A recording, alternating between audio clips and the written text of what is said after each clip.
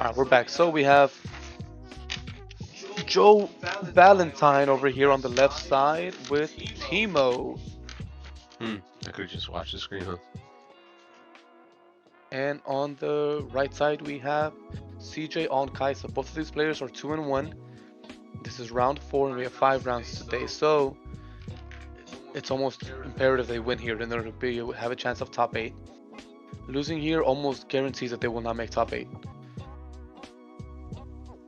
So definitely the records are on the line. Yeah. A chance for that round one by at the regional is what they're playing for here. Well, it looks like Val, a Teemo player, started out. Oh no. No, CJ's going first. Gets 2 runes. And play nothing? I think he's still debating. Nope, looks like he actually played nothing.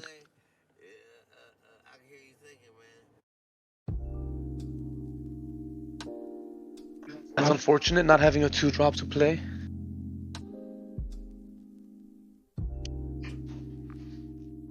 And then we're starting off with Raven Bloom and Student 5. Did he play and Stubify.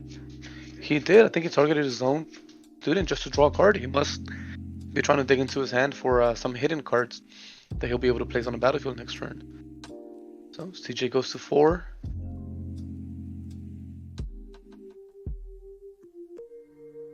And he passes again. No, not even a 4-drop? That's not what you want to see.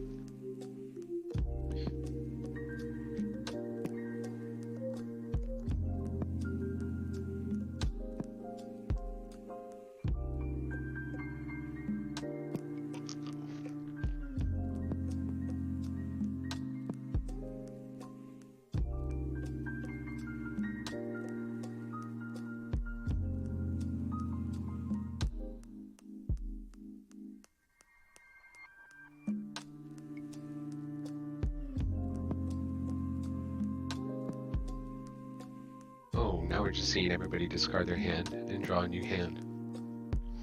They should probably increase the memento, or the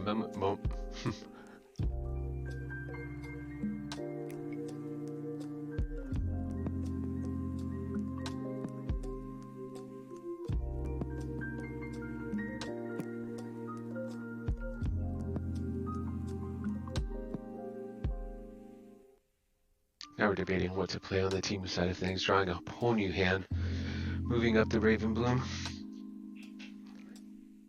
giving Val a plan.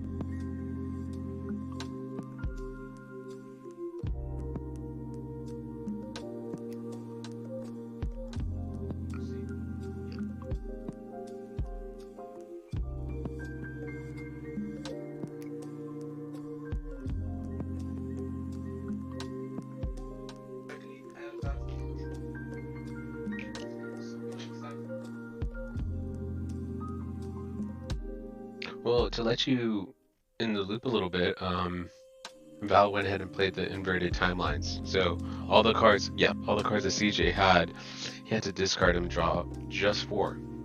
Yeah. Probably holding, I mean, I see a Void Seeker off the top, so he was probably holding that. He's probably holding a lot, yeah. Not playing any cards for 2 turns straight, and then resetting the hand size back to 4 as if the game just started.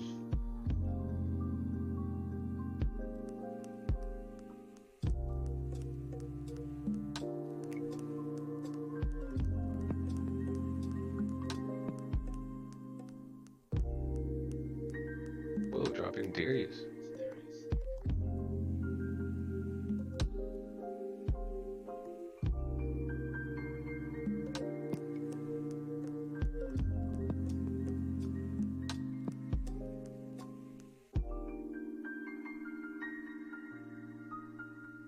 Wow. Becoming 10 might now.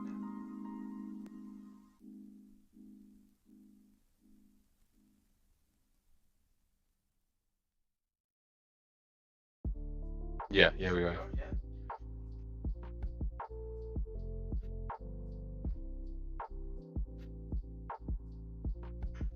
Discards 1 for the zone.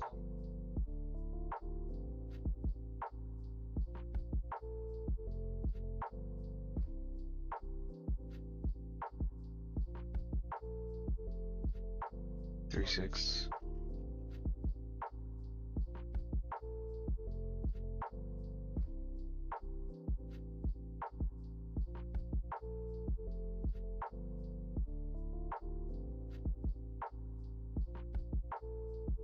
Yep, isn't it? Oh, okay.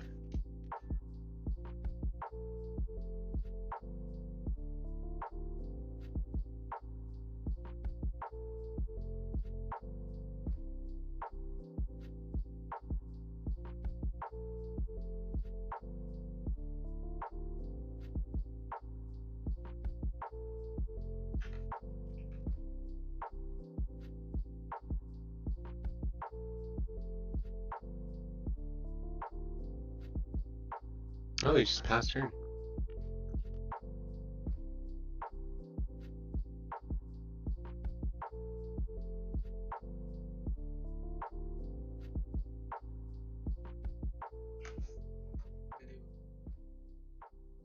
Maybe that inverted timelines helped him. I mean, it did, right? Yeah. Give me units to play, refresh the hand, even though he lost 2. Correct, yes.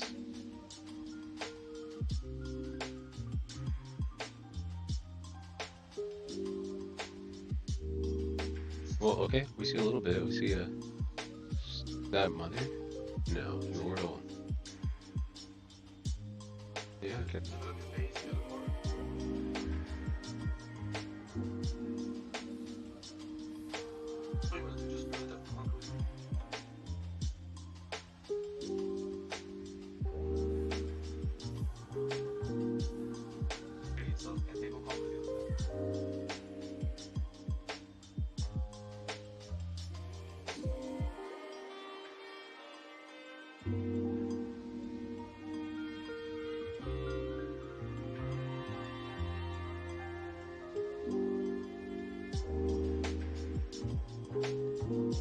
Retreat. That can't be right.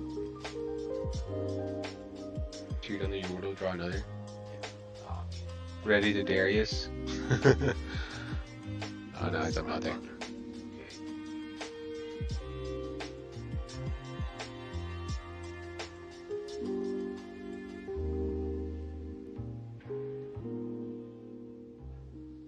Darius would ready himself, right? Or no? Maybe they're shortcutting. Yeah, but it's not impacting the board state much, so it needs to go corrected. There should be ready if it comes up.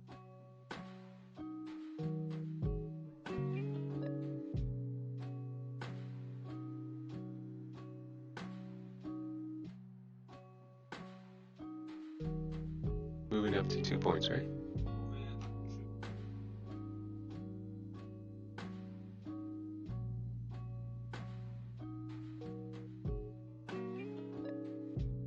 We have merchant. There we go. We have to die. Legends in order to communicate for.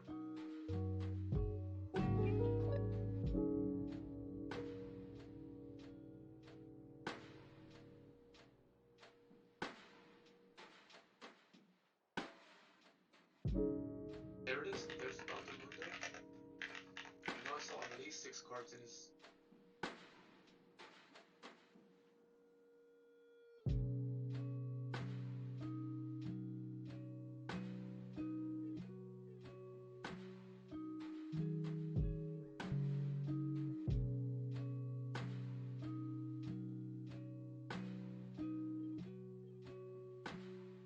He has units on his base, right? Yeah, he has 10 power at base.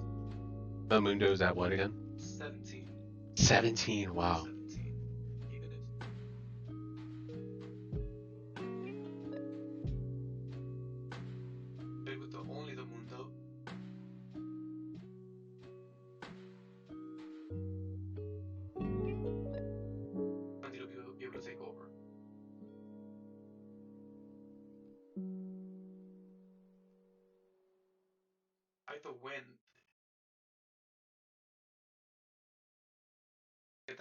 Well, it looks like Val's also exhausted too. So does... Looks like CJ has free range.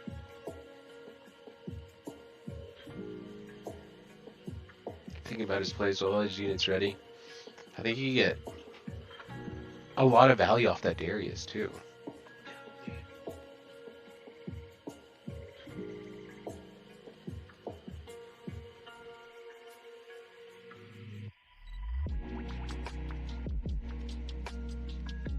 And you have 8 runes.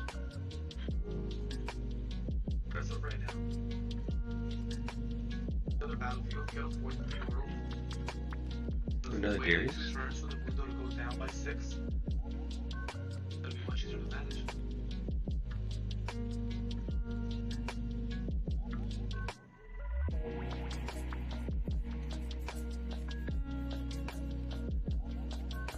We're at 4 now, yeah. 43. I wouldn't be leading the Kaiser by herself, yeah. And the Yorl too to be taken, right?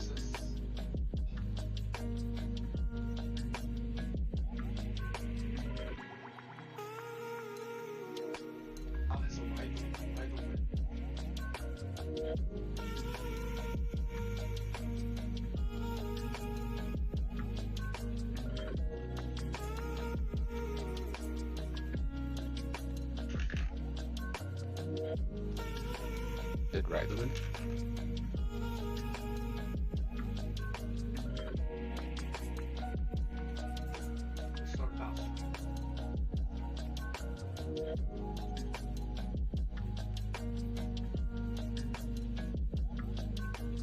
Oh, Ride the Wind would be punishing, moving the Dr. Mundo back to the base and then being able to move.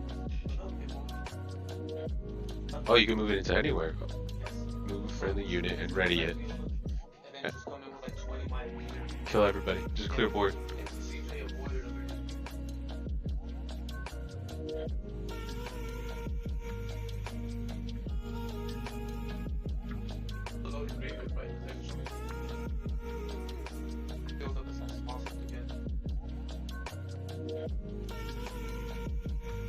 Moving back the merchant.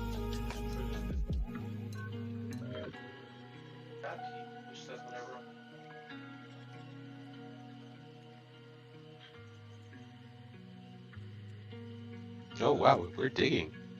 I wonder what he's looking for. Is it just more in the sense of like resources, being able to have more cards to play with? Because his position with Dr. Mundo seems quite strong. Okay.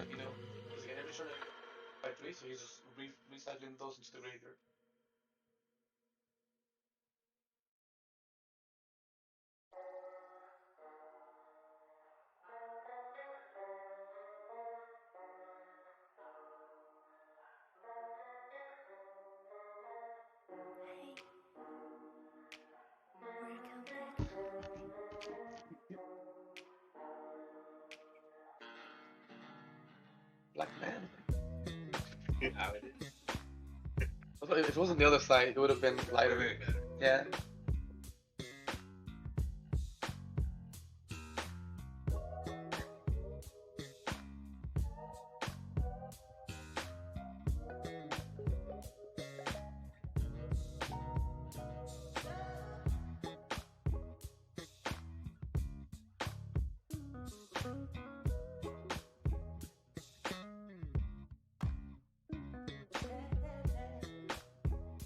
I don't know.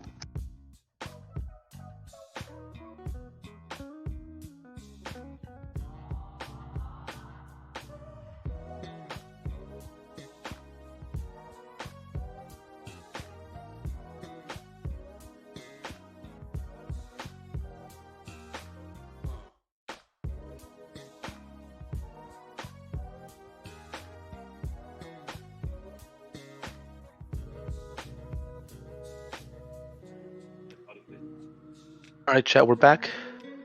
Can you hear me? Yeah, I can hear you loud and clear. Can you hear me? Yeah, I can hear you. All right, so we're fight or flight here. First time chat. Thank you, Clive, for saying that. This is the. Oh, is that one of your guys? In the refrigerator I over don't there? know who the hell that is. The Ogaisi ghost? I think it's the OG Icy Ghost. That makes a lot more sense. OG Icy The Ghost. OGC Ghost. Hey man.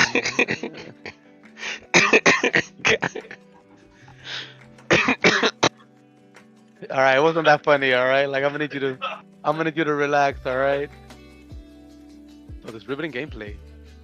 Bro, butcher my damn. All right. So CJ draws for turn, draws a retreat, and we continue the game state. Oh man, how many points are we at? CJ at 4, and we have Val at 4. I'm so glad these players are so astute with keeping their own points. Yeah, sorry about the lack of commentary for that 1 minute, guys. We had some audio issues. Audio issues. Yeah, we'll call it that. All right, so we have CJ with a Sprite Mother, Darius, and a Yordo at base with 8 runes up. Oh, Val has Mundo with a hidden card on the battlefield. Well, he Guerrilla Warfare. I wasn't able to see what he added back, but I'm sure that card should be known to CJ. But he has 3 runes up and plenty of cards in hand to play some. Yeah, quick side note, watching all tricks. this Riftbound gameplay really like makes me want to play Riftbound. Like I Honestly, I just want to. I know we're talking a lot about Riftbound, we're seeing a lot of Riftbound, but honestly, that just like pumps me up to play more Riftbound. Yeah, no, I was trying to play this tournament, but unfortunately, I have to work it, which is fine. This is fun and all, but Get to see everybody's it echoes. just, yeah, it doesn't compare with actually playing the cards. Being behind the thought process.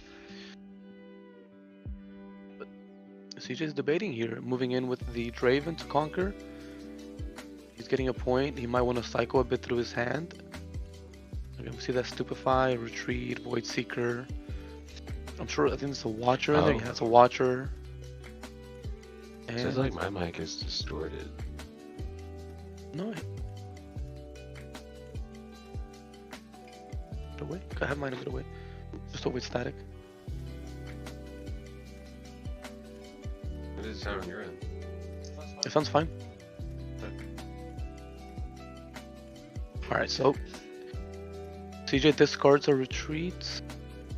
Oh, sorry, he plays retreat, gets back the Yordle, and channels a rune. Says your mic is overlapped, whatever that means. I will continue commentating. I'm not a tech guy, I don't know what overlap means. So we play the Yordle again, draw another card. And we're really trying to dig into our deck here. Where's CJ? Ready the Darius, yep. Move it back now that it's ready. Safe away from a Mundo, killing it with a Ride the Wind. And we have CJ at 5 points now.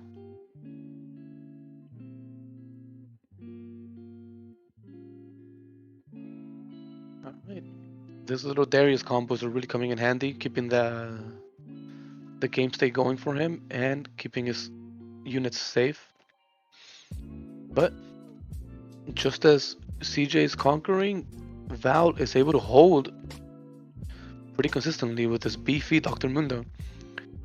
I don't think there's many cards in a Kai'Sa deck list, at least game 1, that can answer anything over 15 might on a Mundo without committing cards such as a Watcher and a big base of units. And there we go, moving the Merchant again. We're not going to conquer a point to get a point, but we will trigger its movability.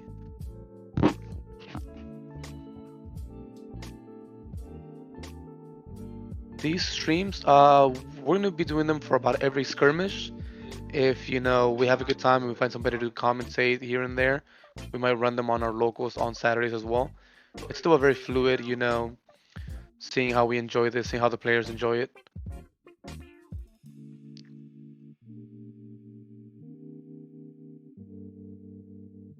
I mean, in the future, we would definitely love to do streaming events for every local or any big events. Oh, yeah.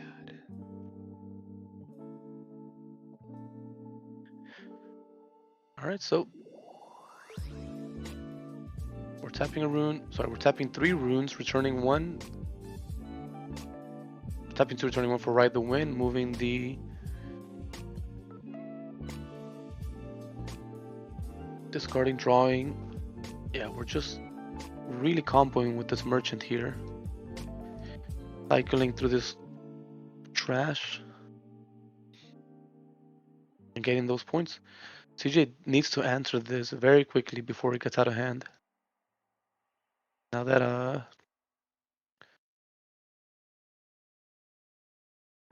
and we're discarding again, drawing again, it just doesn't end. Yeah, the merchant every time it moves, discard one, draw one. And we're hiding another card in the other battlefield.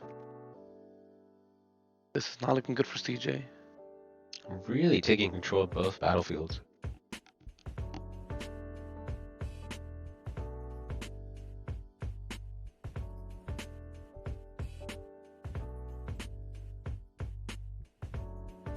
And now we're playing a traveling merchant directly over there and inverting timelines. A second one. That's brutal. Val's gonna go +2 on that. CJ's discarding about 6 cards again, only to draw 4, ruining his game plan that he was been sculpting out for the last couple turns. But this is not looking good for CJ. He's behind on points. We're counting 5, 10, 15, 16. 16 cards in the trash, making that a 22 might mundo there. It's just getting further and further away for CJ to be able to take charge of that battlefield.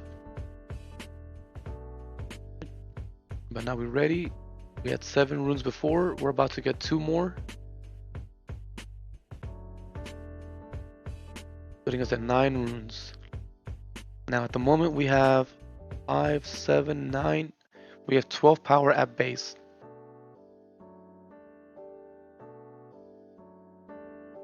He can play a 1,000-tailed Watcher,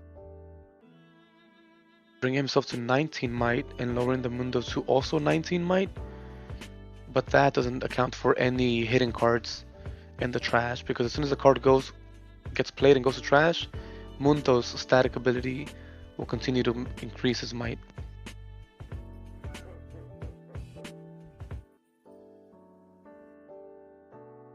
So we're doing some math right now. We're counting, trying to make sure that our game plan's working as we intended to.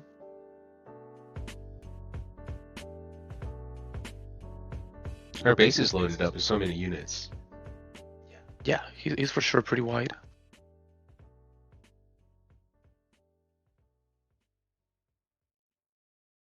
Playing another Darius to base. That's 5 more power. Once a second card gets played, both of those Dariuses will get +2. So that'll be 7, 14, 16, 18 with the student, 19 with the sprite mother. Some cleaves will come in really handy, but as we see, we had to discard one earlier from the inverted timelines. And we're double counting again. That's 4, 9, 14, 15. I believe that's 15 cards in his trash. So that might be a 21 might mundo. 22. I wasn't able to see the first stack very clearly.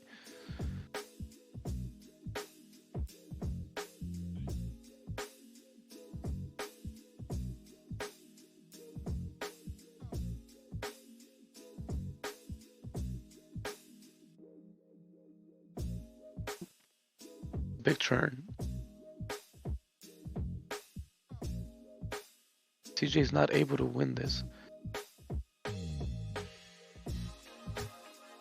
It might spell trouble for him later on. And there's the Watcher. Paying 7 to play it, so he doesn't have the extra runes to stand back up. He was already at his maximum amount of runes. But those Darius stand back up, they get the +2 trigger. Everything that Val has gets -3. So currently on board we have 7, 14 with Darius's, 16 with Yordle, 18 with Student, and 21 with the Sprite Mother. And what's Dr. Mundo at? I believe there's 15 cards in the trash, plus the 6 might that it has, with that 21, but minus a 3 from the Watcher puts that at 18. coming in with 21 to 18 on the Mundo, plus the 1 on the Merchant, so 21 to 19. But if there's a fight or flight hidden there underneath the Mundo, that'll just blow CJ out. But it seems he's committed to the play. He's played everything. He's hoping that Val doesn't have a fight or flight, but more than likely, we're going to see it here.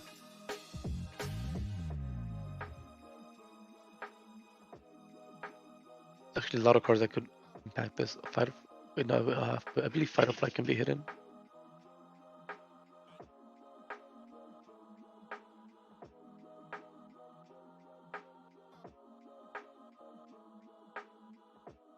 Yes, it can. If he does have a fight or flight, that will be game breaking for this game 1. So we're counting might, confirming. We're coming in with 21.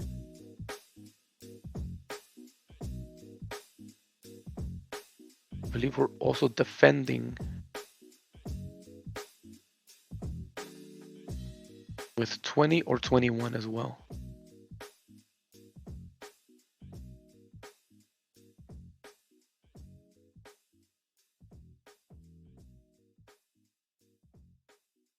We're just double checking the counts here.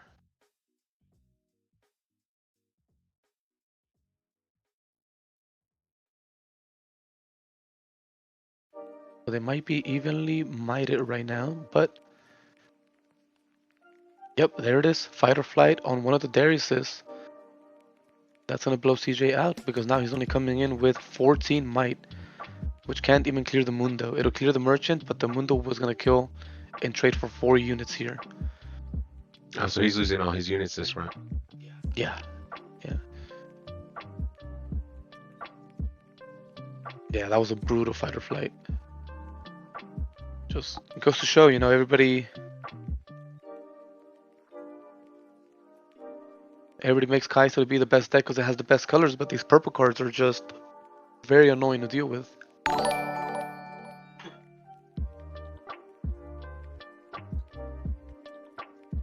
The Teemo player goes to 7 points now. DJ's at 5, so if Teemo can hold for 1 more turn, he'll be able to win this game.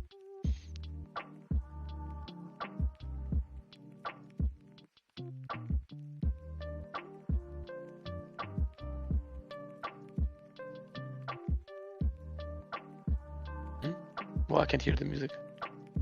Hello?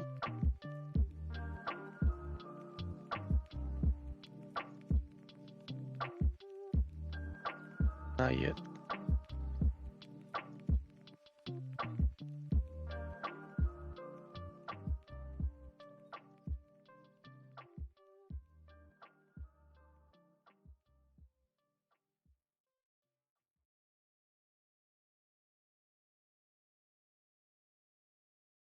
All right. Can you hear me? All right. Yeah, Kai'Sa's not having a good stream run here. Hello, guys. Excellent. I hear you perfectly. No, No? I'm still distorted. That's unfortunate. We're gonna fix that audio issue with Julio. Meanwhile, I'm gonna solo commentate here. All right. So we have Val on 7 points now. Let's correct that. And he's gonna just wall up here. CJ does have 12 might on board. He needs to clear both battlefields in order to not lose. But there's a hidden card both with Mundo and with the Ravenbloom student. Another fight or flight will be more than enough to seal this game. But CJ does have 12 runes and I believe 3 cards in hand. Or 4 to work with.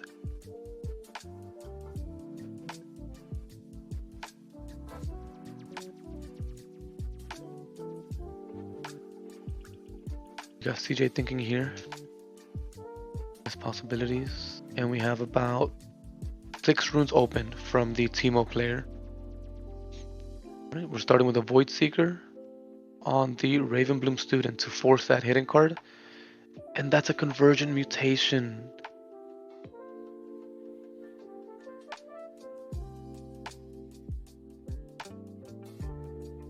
That card might have just sealed the game here.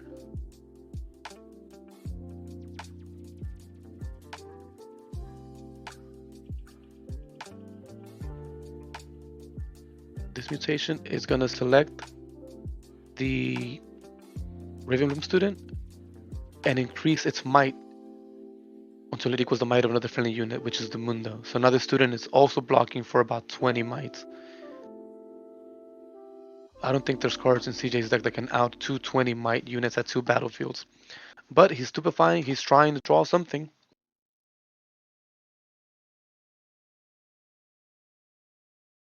Seems he's trying everything he can.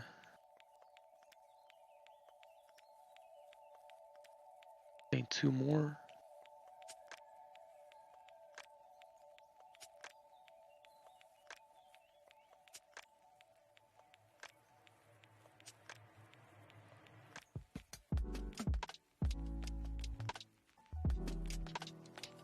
And we're thinking. He's making plays, so we're trying to see what possible outs he could have. Enter 2 18-20 might units. They're communicating that the student did get a +1 for the mutation, but it also got a -1 for the stupefy, so those even out. I'm trying to see what CJ might be able to answer this board with.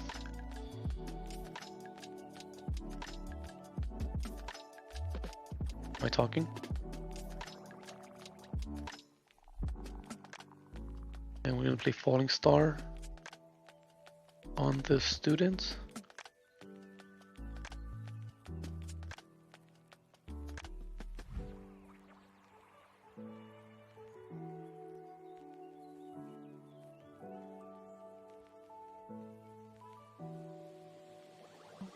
We're on CJ's turn.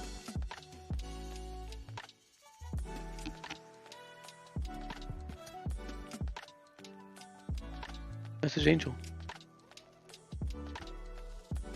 Alright, we're counting our runes. 6 runes, I believe.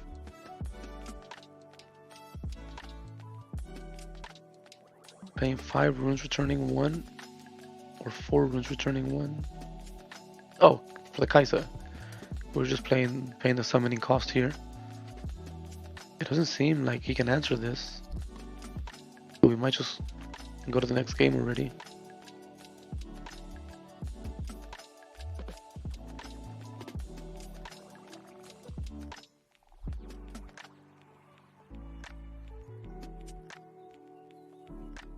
Clarifying what the convergent mutation did. And we're coming in with 7 plus 4, 7 plus 7, that's 14 might. The Ravenbloom did have the damage from Falling Star and from that other red spell that did 3 damage to it. So it has 9 damage on it at the moment. So this 14 would be able to kill it. So we have 1 hidden card. We're gonna see what it is. Oh, it was a Tide Turner. Now the Kaiser's able to come in and conquer. Gets the point. Puts CJ up to 6.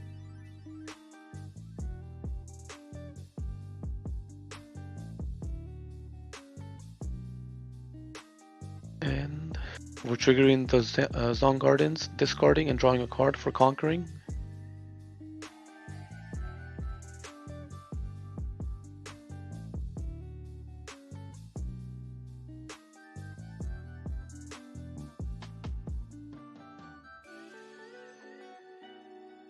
And that's game, yeah. Alright, CJ realizes that Val was at 7 points, and that Mundo being able to hold does get them to 8 for the game-winning point. Man, that was brutal for CJ having to face not only the fight or flight last turn, but also the converging mutation on an 18 to 20 might Mundo, just making those battlefields extremely beefy and hard to deal with. So now we get to go to game 2, and let's see if we can find out what these players might be siding in through their deck lists. Again, this is a skirmish event in order to get a round 1 bye at a regional. So we are requiring deck lists in order to, maintain proper gameplay and ensure that the winner of this event rightfully earns the win. Hopefully they can't hear us this time. I hope not.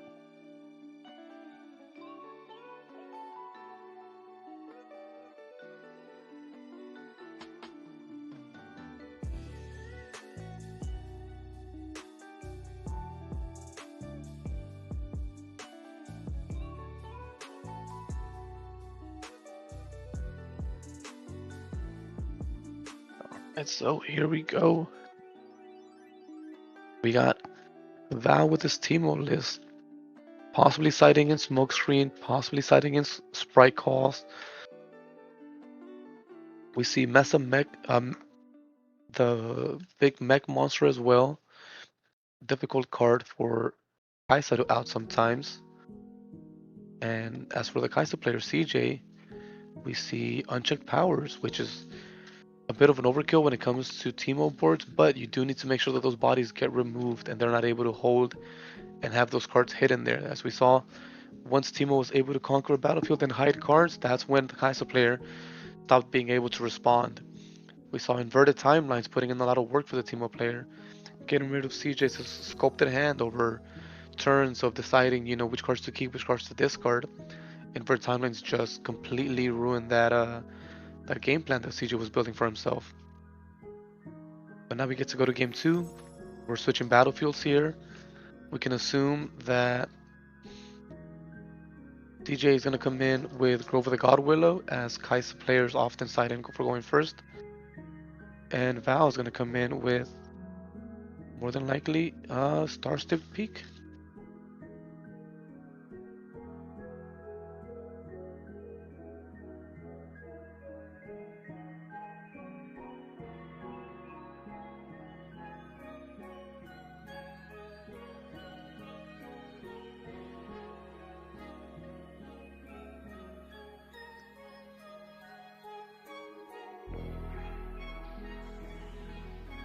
And yeah, we see the battlefields from both players there.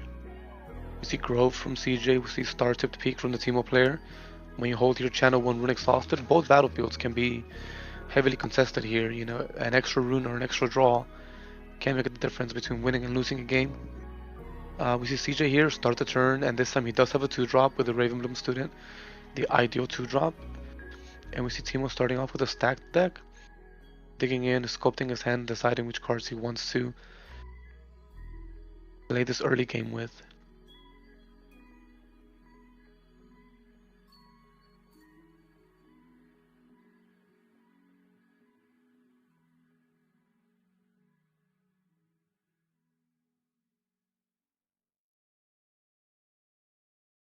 Alright, so let's see.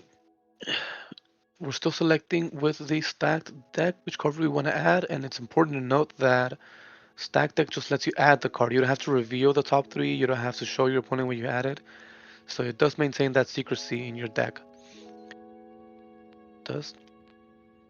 Alright, we're playing the Teemo directly to the field. Not a good sign for Val here. He would ideally like to have a 2-drop and keep that Teemo in a champion unit to play that hidden later. So this could be indicative he doesn't have many units to work with. Something CJ can take advantage of very early on. So he moves in and gets a point at the Star-Tipped Peak.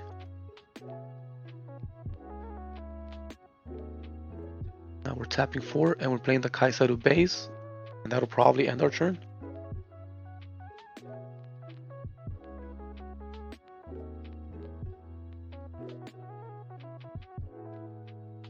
Alright, Val starts his turn, gets his 2 runes.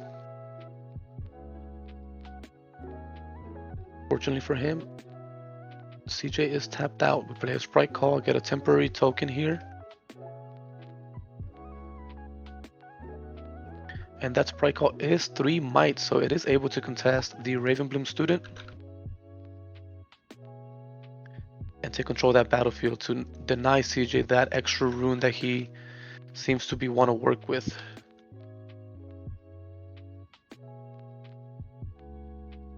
Now, unfortunately, the token will die before he's able to hold there, so he's not going to take advantage of the star tick peak, giving him an extra rune. But he will not be set behind, thankfully. He will be able to hide cards, however.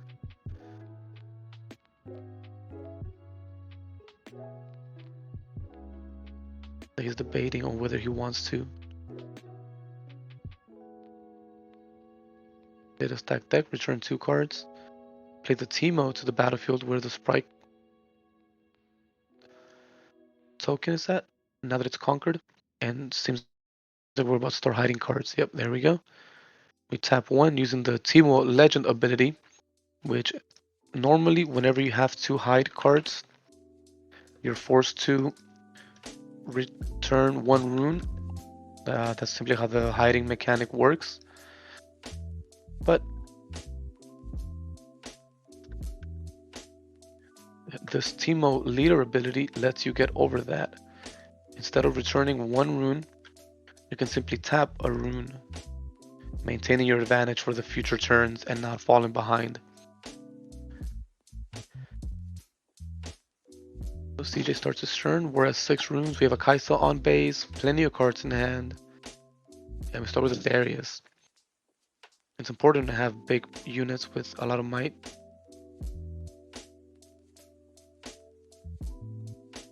Oh, seems we were double checking.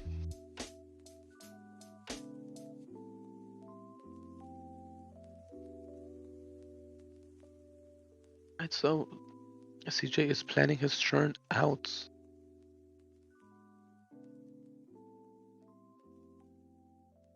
These are complex game states. Even though Val is tapped out, CJ needs to consider what that hidden card could possibly be, what could be in Val's hand. He needs to contest that battlefield as soon as possible to not give Val those extra runes to work with and start playing his bigger units.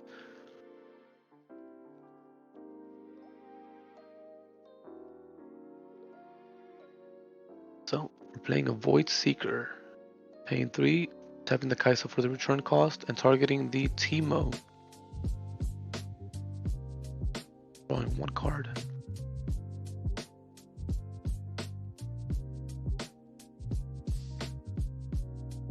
And now we have a Hextech Ray. Tapping 1, returning 1.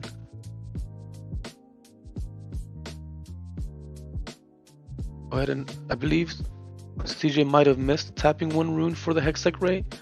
So we will be right back as soon as we notify him.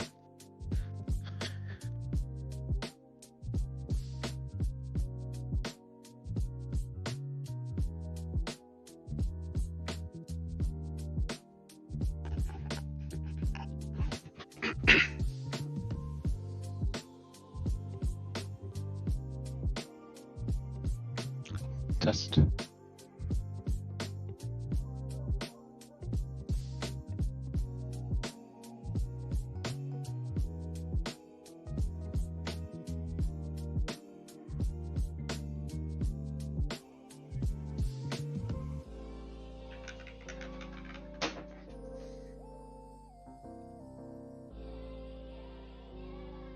Alright, so we conquered with the Kaisa. We play on Noxus Hopeful in order to wall up and try to defend here and be able to hold. Neither player has been able to hold the battlefield, getting any extra pluses from these battlefields. Let's see.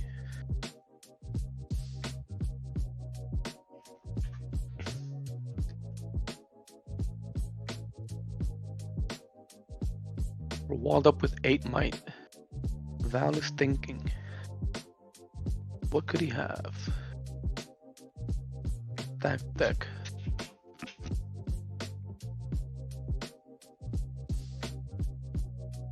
Right, and there's the Ember Monk. That's a card we haven't seen all game actually.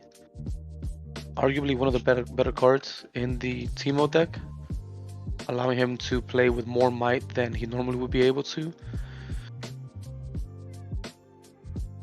So 4 might, and he passes with 2 runes up, and CJ is finally able to get a point for holding. So now he's able to trigger that star tipped peak, get a channeled rune, and get his momentum going there. Gets 2 more runes for turn, draws for turn. And we're gonna get going here. Yep, puts him at 3 now. And he seems to be in a pretty good spot here.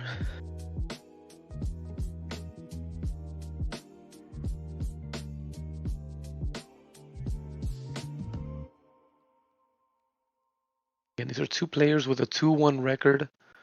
It's a 5-round Swiss event, so they are playing for that chance to make a top 8 by winning their next round. A loss here does almost guarantee that they will not make top 8, and they would have to rely heavily on tiebreakers. Alright, we see a CJ with a Darius here, followed by a second Noxus. The Darius stands up, 7 might, and now it's able to go conquer the Grove of the God Willow, which Val has no answer for, putting CJ at 4 points and conquering 2 very strong battlefields. Fortunately, he is fully tapped out, so he is subject to lose to cards like Mundo here, plus Ride the Wind. I believe Val has enough might, or sorry, I apologize, enough runes. 9 runes to work with.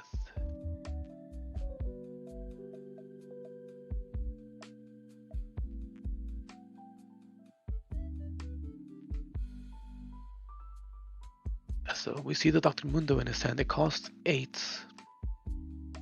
So the Ember Monk was able to take control.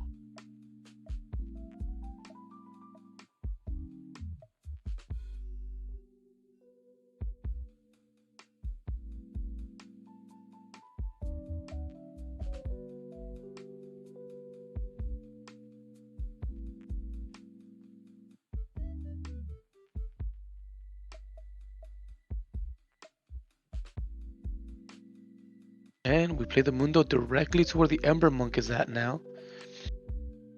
Walling up in a battlefield, so...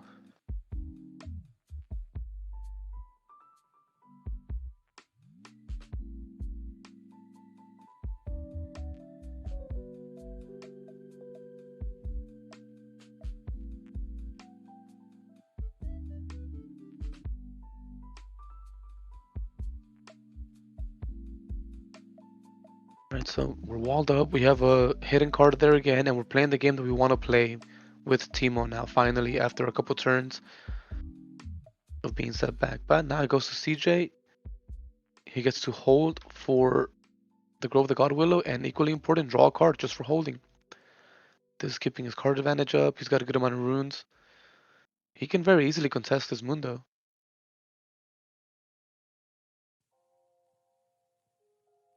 Now has 1 rune up and about 7 cards in trash. So this Mundo is about 13 plus the Monk. That's 17. But when a card gets played, the Ember Monk will get +2. So we can just about safely assume that he is defending with 19 might here. 20 once the hidden card goes to graveyard. So it's a lot to keep track of for CJ. It's important to make sure that we account for those cards hidden in the trash as part of Dr. Mundo's might. Not only the hidden card, but potentially a card in Val's hand that could be played with that 1 rune up.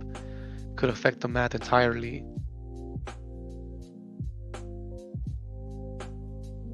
So, and that's an unchecked power. It will exhaust all of CJ's units, but he has a Darius there to be able to combo with it and ready it back up. Val needs that hidden card to be a fight or flight to still be in the game. Otherwise, this might set him too far behind. There's a Stupefy on the Darius. That's quite strong there. -1s it. And the Ember Monk dies. But it's a Mundo static ability, so it will get +2 for the trash. Eve comes in with the Darius, and we're gonna trade here. That Mundo has more than enough might to kill the Darius. We have a Tide Turner to wall up just a bit more. I don't think this is going to impact the might of the Mundo.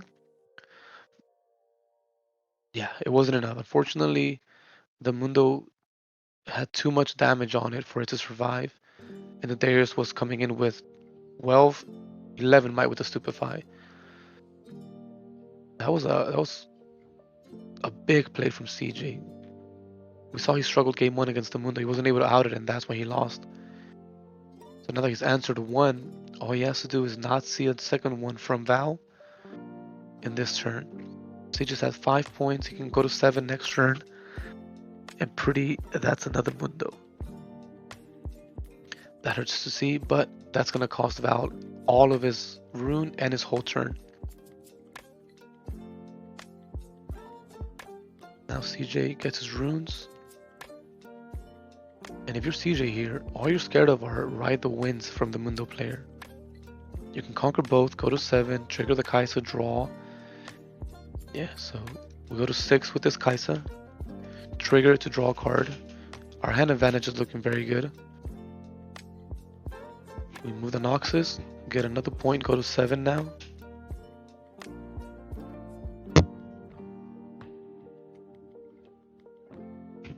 And now we're just thinking.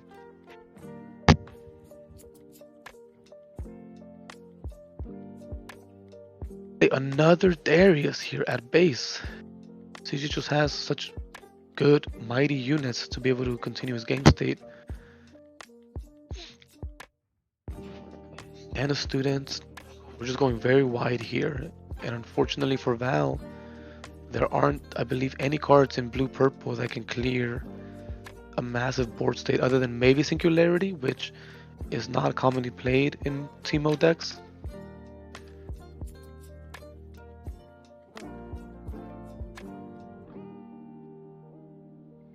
So it's Val's turn with about 6 cards in hand. We see a smokescreen, we see a Ride the Wind. And we come in with Mundo. He's just not even gonna check the trash. He knows that Mundo's big enough. We get a point here. Putting Val at 3 now. He does need to consider that CJ is at 7 points.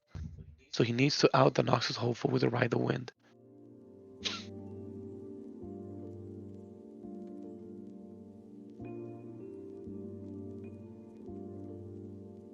Okay, he plays a Raven Bloom to try to wall up at that battlefield. Now he plays a Ride the Wind. It's a good play from Val. Not only is he able to take control of both battlefields, he's able to establish a bit of presence at both of them. He goes to 4 points.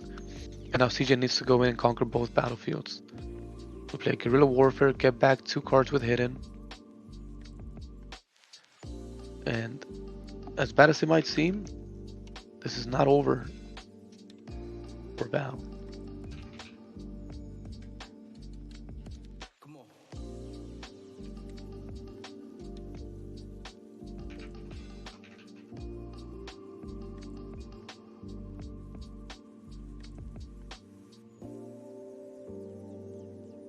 So we were able to get 2 cards with Hidden from your trash to your hand, and more than likely, he got some Tide Turners. So now when CJ tries to go contest that Ravenbloom student, he can flip a Tide Turner and switch position with the Mundo. I believe he had 2 in graveyard. Or did he accidentally reveal the smokescreen? Yes.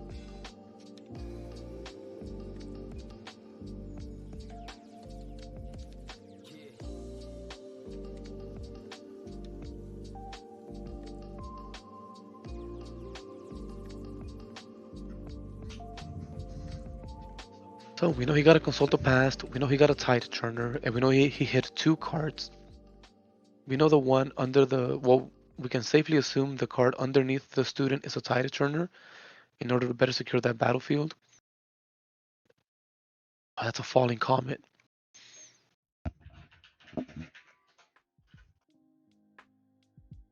This is a card that doesn't see much play, But CJ has opted to play it in. And when I spoke to him early, he mentioned it was due to its no power return cost. 6 damage is about enough to kill anything at most battlefields. And CJ really values not having to return any runes. So he responds with Consult the Past, drawing 2 cards, keeping his hand nice and active. We see a smoke screen up there, which is going to be very impactful when it comes to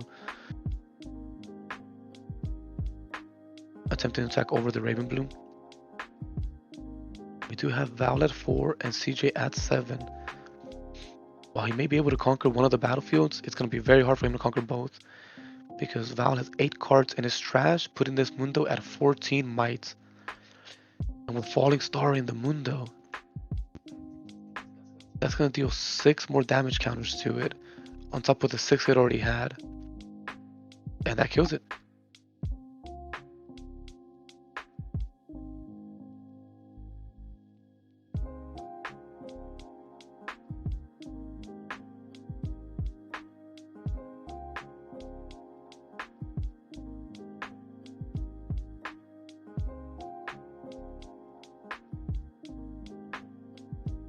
So, yep, that's game. Val concedes the game here. CJ is able to successfully out 2 Mundos. Very impressive gameplay here. And forcing a game 3 now.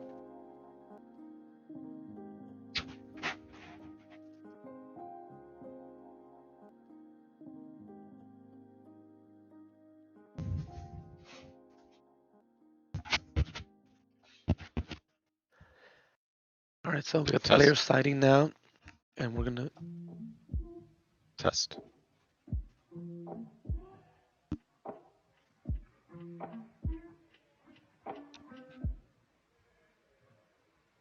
have Val come in with more than likely Banditry, his last battlefield.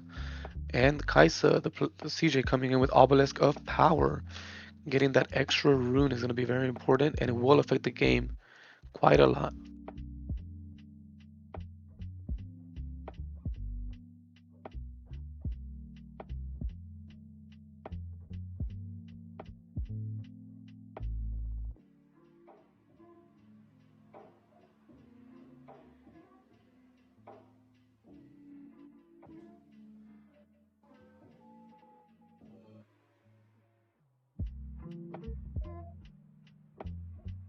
Is it time? Oh, that is time in the round. So now that the time has ended and both players have 1 win, that is a draw.